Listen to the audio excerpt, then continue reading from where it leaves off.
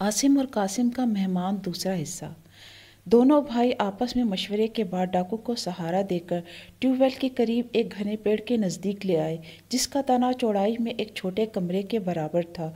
दोनों भाई फुर्सत में इसके तने को अक्सर खोखला करते रहते थे और छुपन छुपाई खेलते वक्त इसकी खो में छुप जाते थे।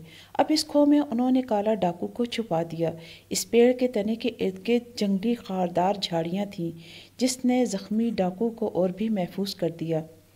आसिम और कासिम ने अपने जुड़वा और हमशक्ल होने का खूब फ़ायदा उठाया। गांव के किसी भी शख्स, बिलखसूस हवेली में मौजूद जालिम चचा और उनके ख़ानदान को काला डाकू की मौजूदगी का इल्म न हो सका। आसिम चारा काटने में मसरूफ़ होता तो कासिम डाकू की तीमारदारी करता। कासिम हवेली से अपने लिए खाना लेकर आता तो एक हिस्सा चुपके से अपने बीमार मेहमान तक पहुंचा देता और आधा हिस्सा दोनों भाई खा लेते। डाकू खामोशी से बच्चों की रहमदिली और कुर्बानी का जज्बा देखता और दिल ही दिल में उनके एहसान तले दबता चला जाता। वो जल्द अज जल्द सेहतयाब होकर उनके एहसानात का बदला चुकाना चाहता था। चंद ही दिनों में डाकू की टांग का जख्म मुंदमिल होने लगा, क्योंकि जख्म बहुत गहरा न था। एक रात आसिम और कासिम अपने हिस्से का आधा खाना लेकर खामोशी से ट्यूबवेल के करीब पुराने घने पेड़ पर पहुंचे और जंगली झाड़ियां हटाकर पेड़ के तने की खो में दाखिल हो गए, मगर वहां काला डाकू मौजूद नहीं था। दोनों भाई बहुत हैरान हुए और फिर खाना लेकर वापसी का इरादा करने ही लगे थे कि काला डाकू दरख्त से थोड़ी दूर उदास खामोश बैठा नजर आया। आसिम को महसूस हुआ कि वो चुपके चुपके आंसू भी बहा रहा था। बच्चे तेजी से उसके करीब पहुंचे और उदासी की वजह पूछी।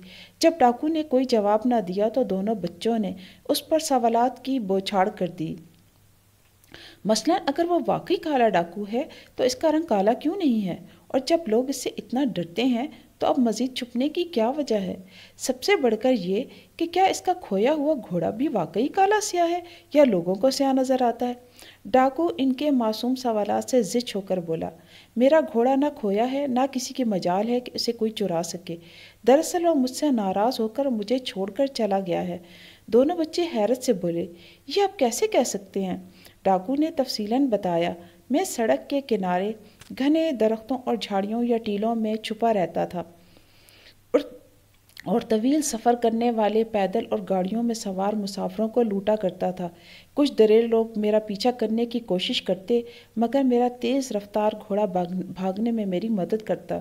कोई शह सवार भी मेरे घोड़े की तेज़ रफ्तारी का मुकाबला न कर पाता था। मेरा पीछा करने वाले मेरे घोड़े की उड़ाई हुई धूल में ही छुप जाते थे।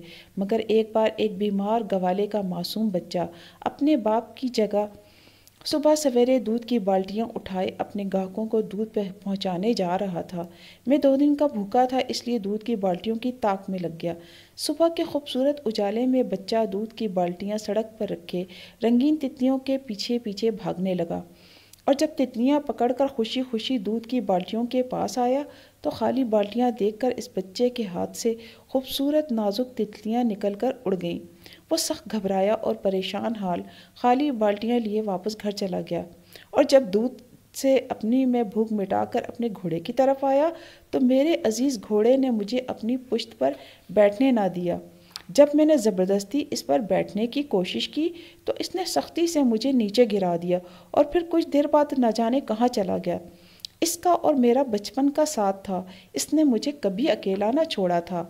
मैं इसके बगैर बिल्कुल अकेला हूँ। मेरा तारुफ और मेरा एतमाद मेरे चहीते घोड़े से था। इसने हर वारदात में मेरा भरपूर साथ दिया। काफिले लूटने के बाद मैं एक लम्हे में इस पर सवार हो जाता और ये जा वो जा। एक बच्चे को दुख पहुंचाने की वजह से, उससे रुलाने की वजह से मेरा घोड़ा मुझसे बिछड़ गया है। ये कहकर उसकी आंखों से मज़ीद आंसू बहने लगे। साथियों, आसिम और कासिम का मेहमान का दूसरा हिस्सा यहीं तक।